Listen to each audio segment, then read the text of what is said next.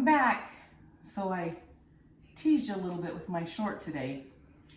These are my giant cinnamon rolls, made just the way Aunt Rosie taught me to. Hey, Aunt Rosie. But instead of using mashed potatoes, I used pumpkin. I used the pumpkin I can, so there was no spices in it. So into the batter, I added a teaspoon of allspice, a teaspoon of nutmeg, a teaspoon of ginger, and a teaspoon of cloves. I didn't add any cinnamon because I have the cinnamon mixture in there. So pumpkin, giant homemade pumpkin cinnamon rolls. And we added chocolate chips. So now for the frosting, I'm going to make caramel frosting, and I'm going to bring you along and show you how to make that caramel frosting. So I'll get all set up and I'll be right back.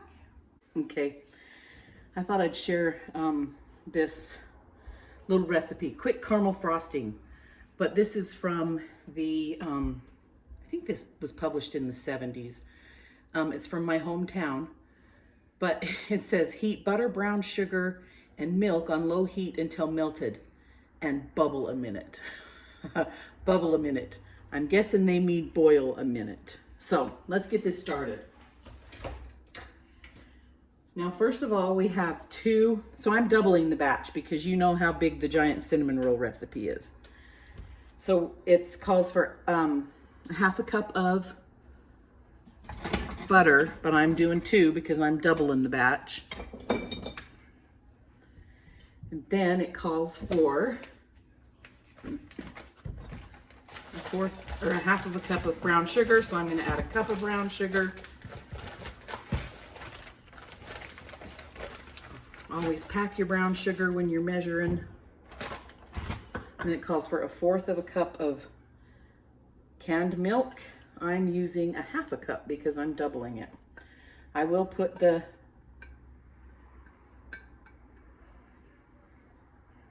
recipe for the caramel frosting in the description. However, I'm not putting the recipe for the giant pumpkins or the giant homemade cinnamon rolls because I already have a video for that.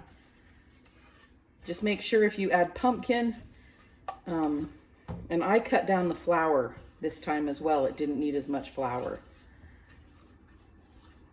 So I only added about 10 cups of flour instead of the 12 on the pumpkin or the giant cinnamon roll recipe.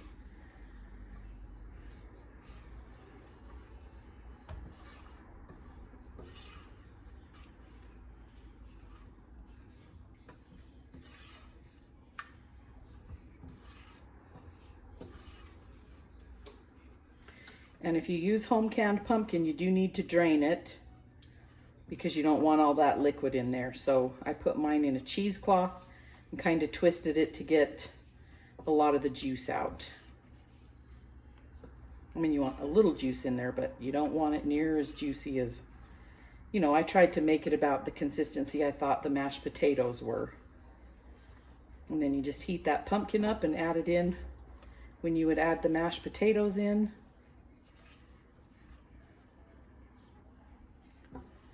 the recipe. Okay, I'm gonna melt this. You don't want to melt it on too high of heat, so I would do medium.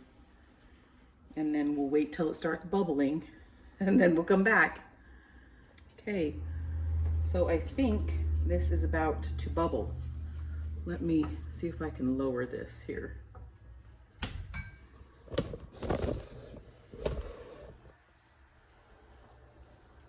Oh, yep, there it's bubbling. Okay, we're gonna bubble it for a minute.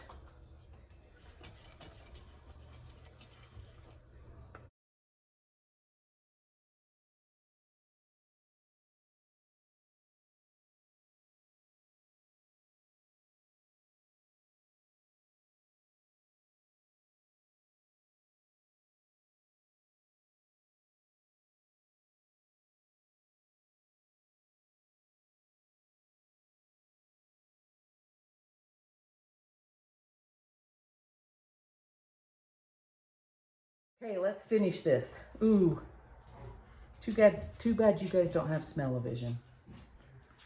So, Now it calls for a teaspoon of vanilla. I'm going to use 2. And this is, man, I'm going to have to go get another one out. This is my vanilla that's been sitting for 2 years. So it's some good stuff. And then it calls for confectioner's sugar, 2.5 cups. I'm not going to measure. I'm just going to put it in. Now I'll give you a tip to make this a different recipe as well. You can make maple. Same recipe. Add 2 teaspoons of maple flavoring. But we're not going to do that today. We're just going to keep it caramel. Man, that is smooth.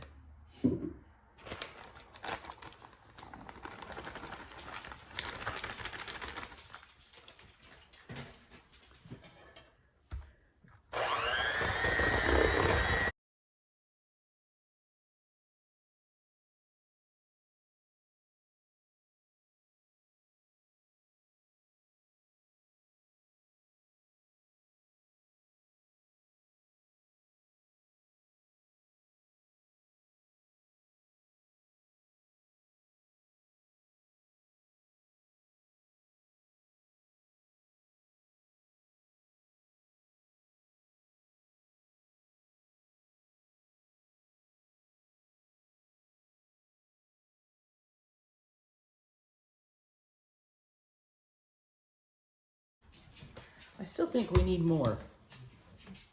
Anyway, I'm gonna add some more, beat it up.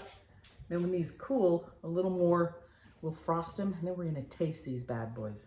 So we'll be back. Hey, Heather's gonna taste it for us. Look at these beautiful things here. Oh, so good.